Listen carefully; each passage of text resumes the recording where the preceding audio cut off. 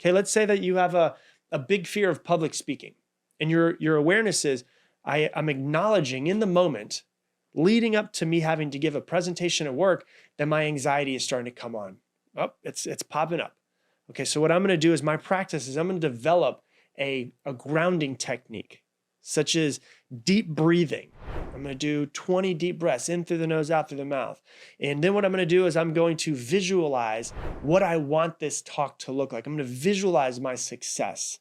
And I'm going to implement my breathing and visualization before I go up and speak.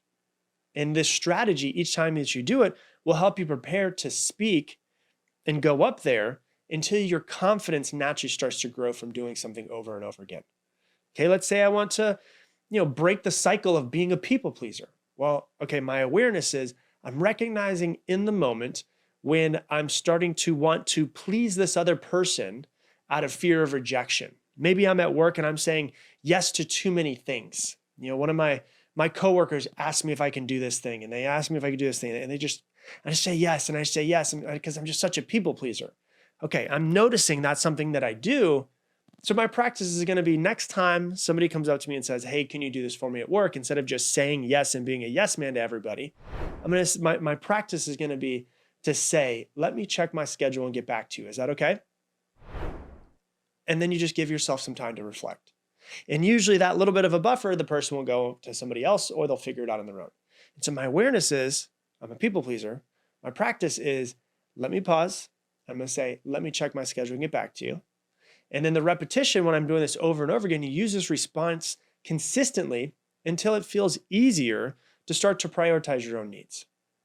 Okay, let's say that you overspend. Maybe you spend too much, or maybe you get bored and you just go online, or maybe you get stressed and you go online and you shop. And so you have this impulse spending.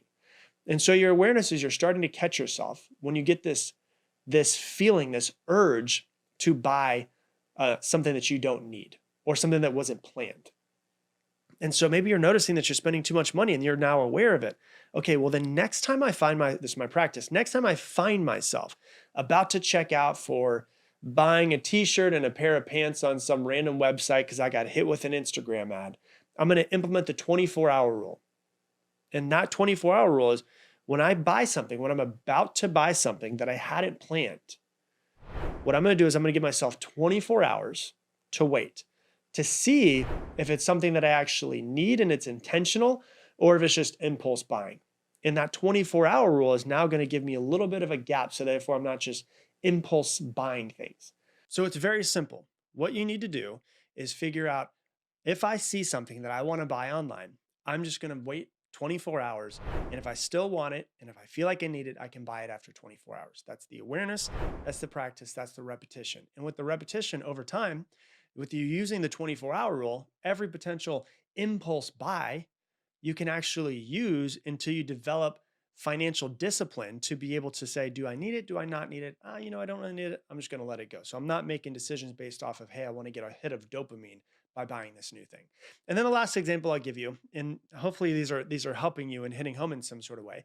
Let's say that you want to develop more gratitude. You just want to be more grateful. You notice moments when you're focusing on what you don't have. You notice moments when you're focusing on how you're a victim, or you're noticing moments where you're just focusing on what's going wrong in your life. And you're like, you know what I do when you're not in those moments, you have these moments of like, hey, I do have a lot to be grateful for. I need to be better at paying attention to what I do have versus focusing on what I don't have.